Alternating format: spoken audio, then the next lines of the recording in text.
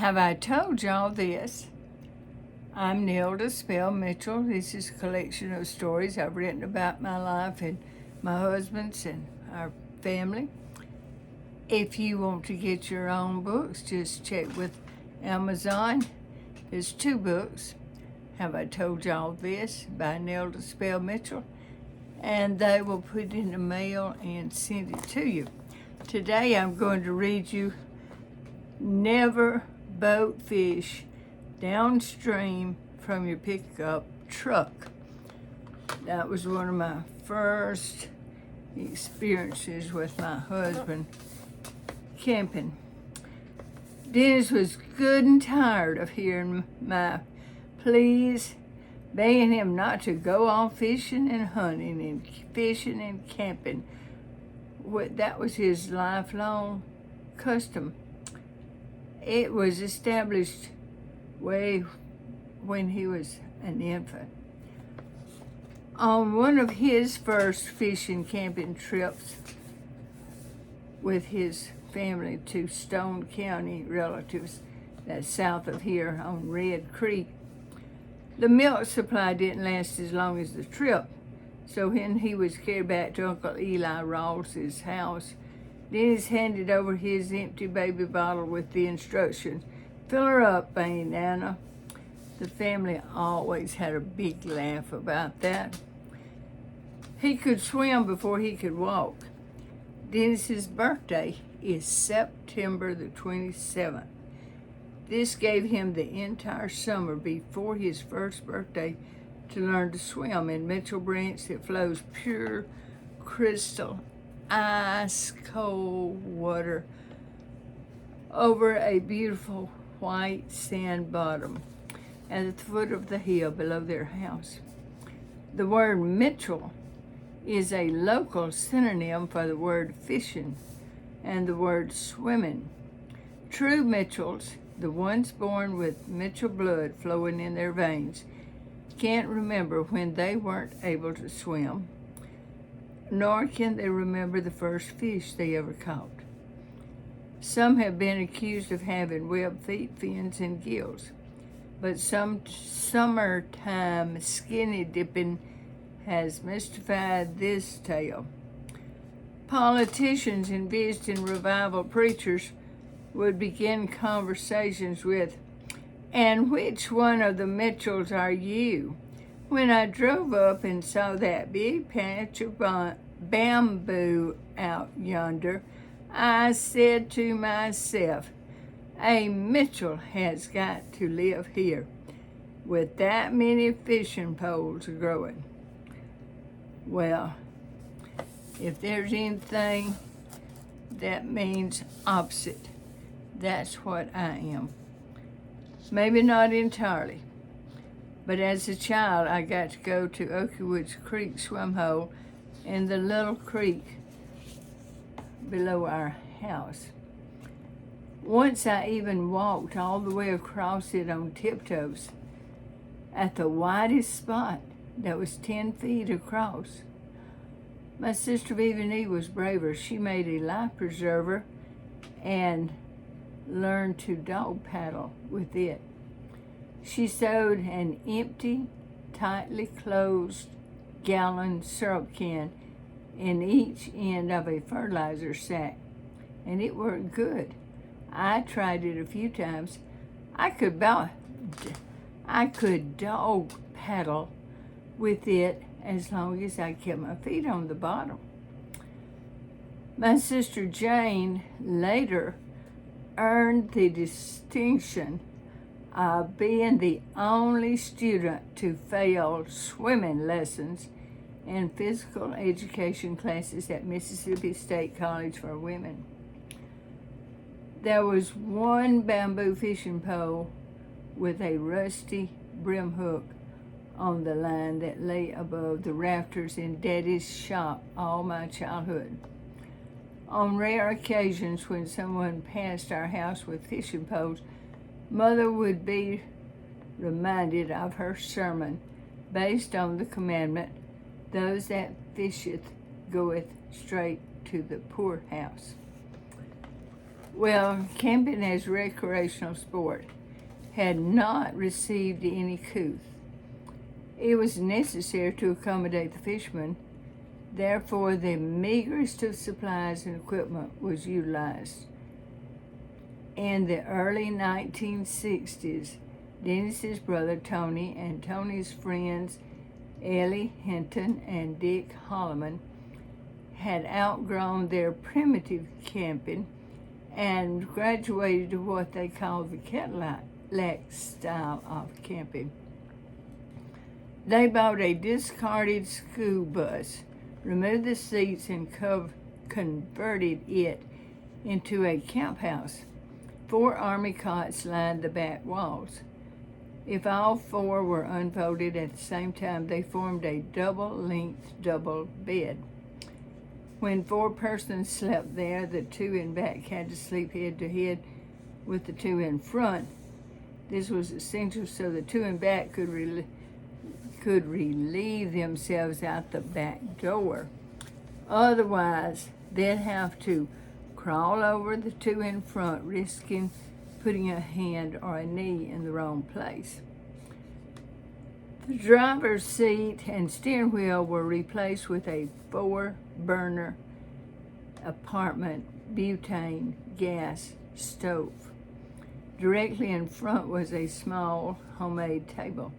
No chairs. It was considered sissy to have the comforts of a chair.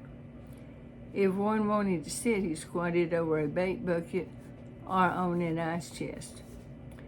By some extraordinary method, they dragged and drove that bus over 100 miles to park it at a rented campsite in Buckley's Camp on the Pascagoula River at the mouth of Cedar Creek. They now had couth. They had arrived up in camping esteem. I'm going to show you a little picture of that school bus. It is abandoned for any length of time.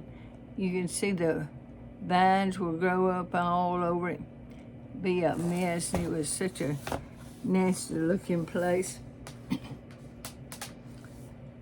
Well, the campground had a dozen or more campsites around a center court.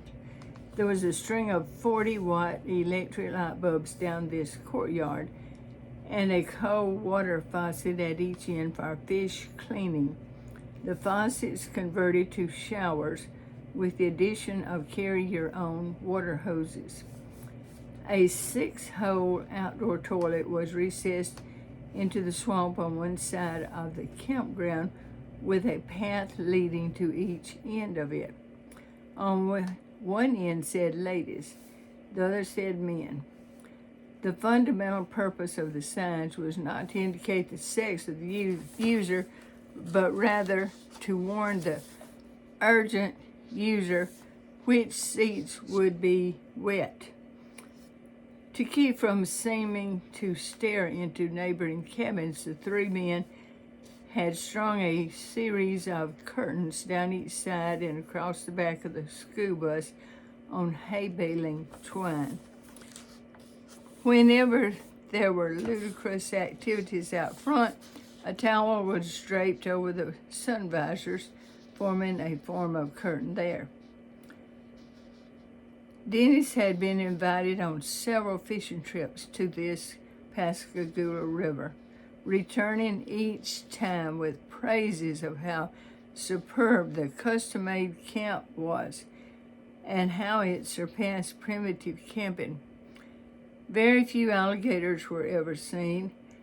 If they did come out in the open water, they looked like a log with red eyes on it. Or, don't worry, none can outrun a boat, Dennis said. It was nice enough to carry a lady. It was a real nice place, and I want to carry you. Oh, really? Yes, oh, really? We made arrangements for a babysitter and took off one hot July weekend. This was my very first camping and fishing trip like this in 1966. I packed a nice town dress, a starched and ironed store-bought shorts and shirt outfit with new tennis shoes to match, a new pair of red silk pajamas with matching robe and slippers, a swimsuit, a pair of blue jeans, and a long-sleeve shirt. And for just in case, I stuck in my favorite cut-off blue jeans and t-shirt and flip-flops. Since I had no idea what kind of food to carry, Dennis took care of buying the groceries. He packed as he would if it had been a regular roughing trip with the men. The heat index was approaching egg frying temperature in the shade when we arrived. Bread could bake inside the school bus body cabin. Dennis opened all the windows that weren't permanently stuck. Dennis said we needed to hurry and get our trot line set out and baited, and we'd just throw our stuff in the cabin. We could fix the camp when we returned. I couldn't find any place to throw our things. There was a 2-year-old well-mixed coating of equal parts of burned grease, cigarette ashes, match stems, and syrup drippings all over the stove and table and front doorsteps and the kitchen floor. The bedroom was a profusion of outstretched cots, folded cots, and enough quilts to keep 10 tropical natives warm at the North Pole. The wavy lines of stench floated randomly in the air. A combination of sweat, mildew, grime, grease, and dirt. Oh, I threw our things on top of a pile of quilts beside an open window, thinking enough outside air would prevent them becoming permeated with odors. I would later regret doing that. Wanting to make a good impression on all the campers around, I changed into my starched and ironed outfit, my new tennis shoes that matched, and grabbed my swimsuit and ran to the boat dock. Dennis already had the boat in the water and was ready to go. He threw a life jacket to me with instructions to sit on it. He revved that motor and took off down Pascagoula River with the calm assurance of a full-fledged river rat. As I clung to the seat with one hand, I maneuvered into that life jacket and wedged myself between the minnow jars in the bottom of the boat. Starched, iron, new, these all were the lowest priority because I was scared to death. I felt like we were two men in a tub sailing the ocean blue. Seeing a river from the bottom of a John boat going 90 miles an hour downstream was an experience I'd have enjoyed more if one foot had been dragging the bottom. The river was a thoroughfare of houseboats, jet boats, ski boats, and embroiling of John boats. Dennis skillfully wove the boat through, across, beside, in, out, over, on, and almost under the swells and wakes caused by the other vehicles. Dennis ignored my reminders. He said that he knew that I could not swim, but I said, please, why don't we go upstream? There's so many big boats, they could make us flip over, and worse than that, the motors tore up. What if the motor tore up? What if it did? I could at least float back to camp with my life jacket. You know I can't swim. And I begged and I pleaded. I said, oh, Lord, help us. We're going downstream. How will we ever get back up to that pickup into the camp? Well, 11 miles down that river, Dennis pulled into a sandbar. He unloaded the minnow jars and peeled my fingers from around the rim of the side of the boat. After we stacked up several croaker sacks of sand to use for weights on the ends of the trot lines that were extended to the middle of the river, I helped Dennis set out trot lines and minnow jars. The beautiful sunny day abruptly switched to a twilight of thunderstorms, lightning, flashes, and bolts. Just went from one extreme of beautiful to all of a sudden, whammo, here he came. Oh, goodness. It had taken us about 30 minutes to come down that river. And so it seemed that now we're headed for a 40-day deluge of the windows of heaven open and water. So we headed back to camp in all this water, the rain, and the boat filled up. Dennis bailed water out with the outside of the minnow bucket. I bailed water with a styrofoam cup with one hand and held a towel over my face with the other to keep the rain from piercing my skin. It was hitting so forcefully that I kept begging Dennis to slow down. He did.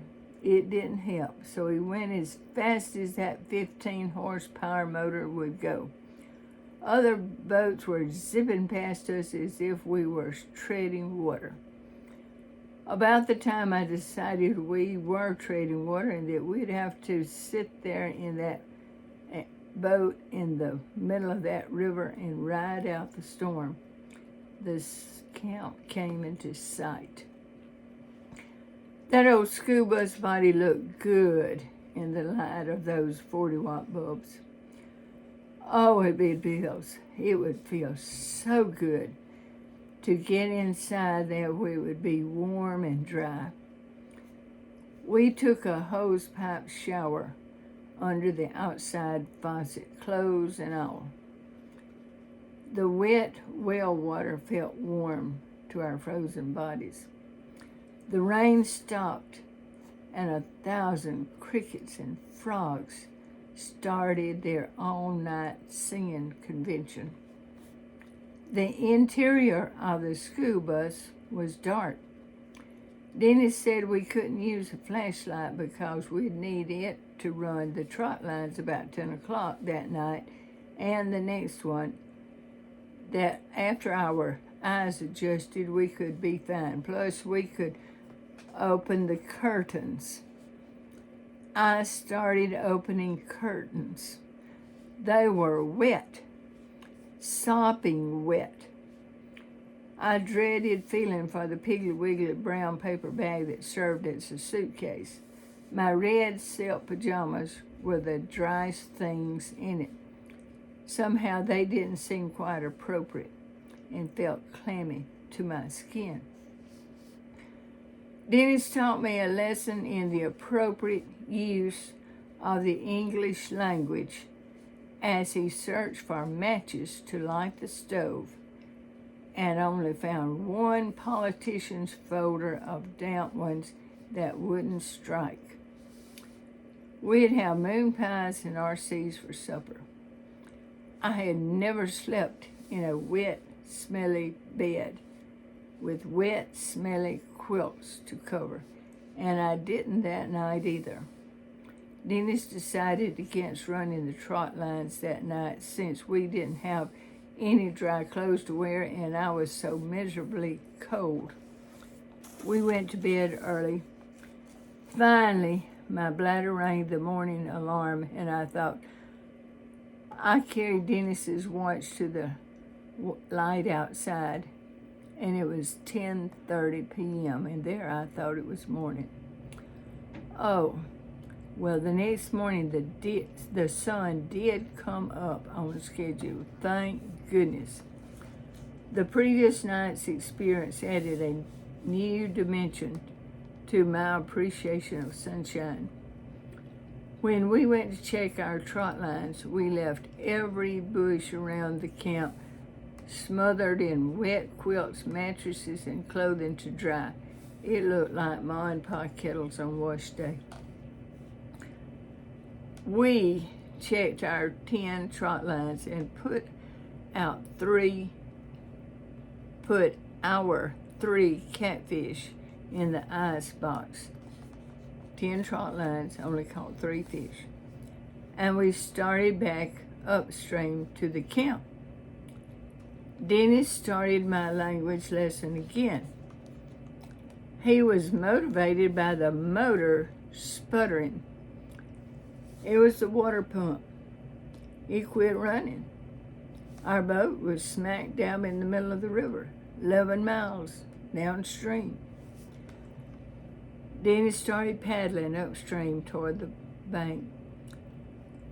When we had drifted backward about as far as we had come forward, we still hadn't reached the shore.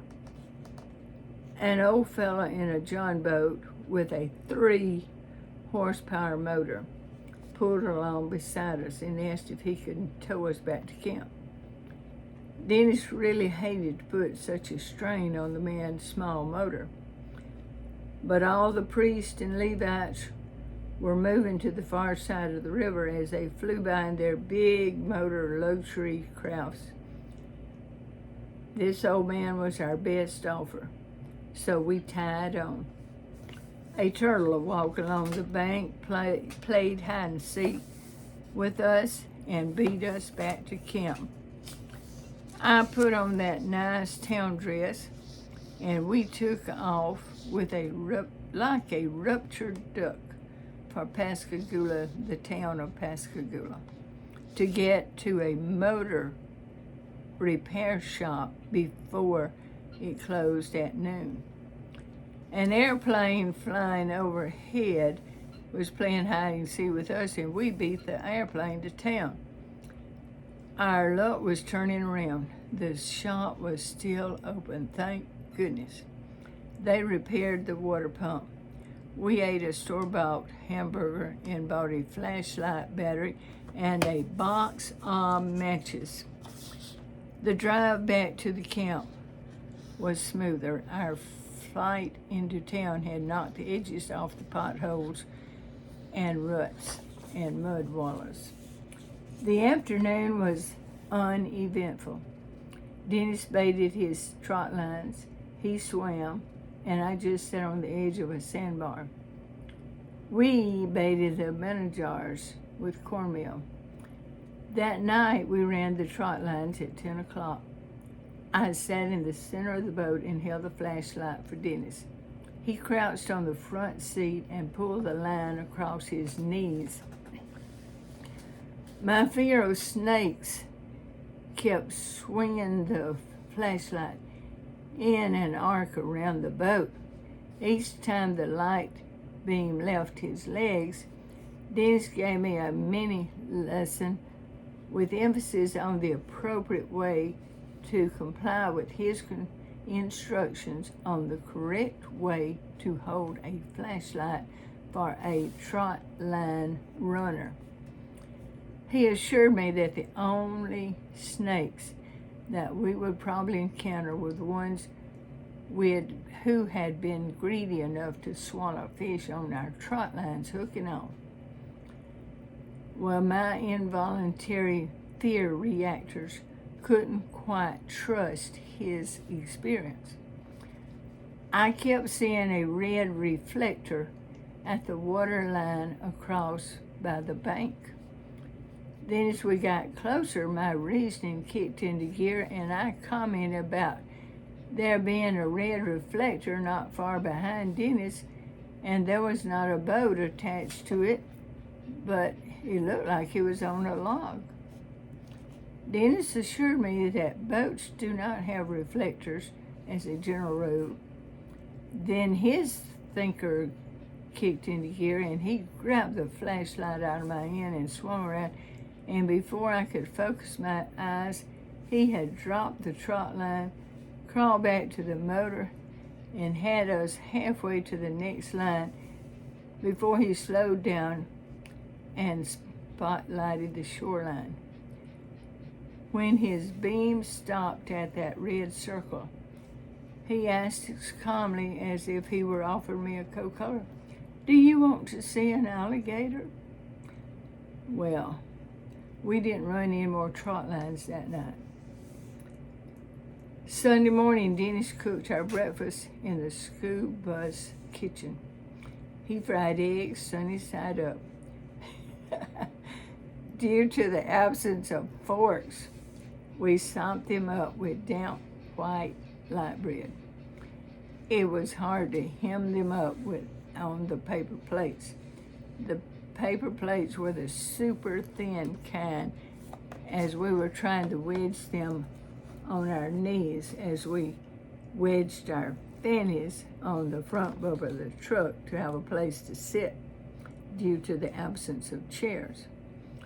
Every time we bent over to pick up our coffee cups off the ground, the plates folded into pouring spouts and eggs would ooze down our legs. Oh, goodness. Before, during, and after breakfast, Dennis gave a speech about salt.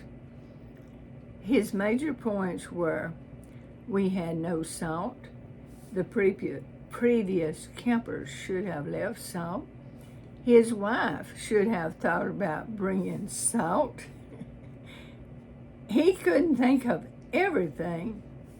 Eggs were terrible without salt, and if he ever got to a salt selling place, he was going to buy a box and put it in his fishing gear, so he'd never be caught without salt, and a box of matches too. The rain upstream had swollen the Pascagoula a couple of feet. We had trouble finding the trot lines when we went to take them up. The next time Dennis said that he was thinking about going to the Pascagoula River to camp and fish, I said, "Goodbye. Just leave before breakfast and come home after supper, and I'll have a wonderful time."